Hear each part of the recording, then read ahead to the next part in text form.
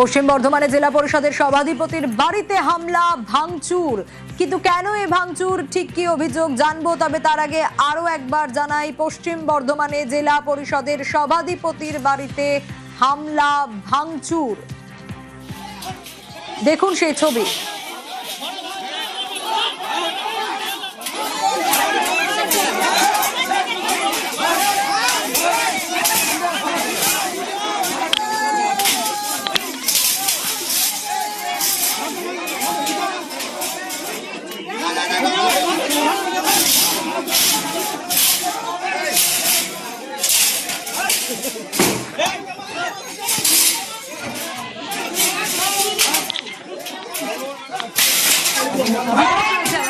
কি অভিযোগ, কেন এরকম পরিস্থিতি এলো দীপক?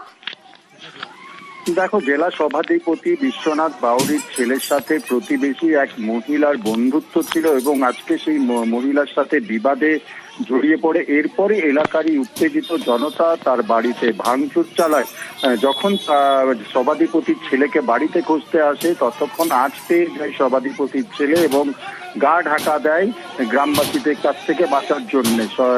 সভাধিপতির ছেলেকে তার বাড়িতে না পেয়ে তার বাড়িতে ব্যাপক ভাঙচুর চালায় এবং বাড়িতে লাগানো সিসি ক্যামেরা অবধি তারা ভেঙে দেয়।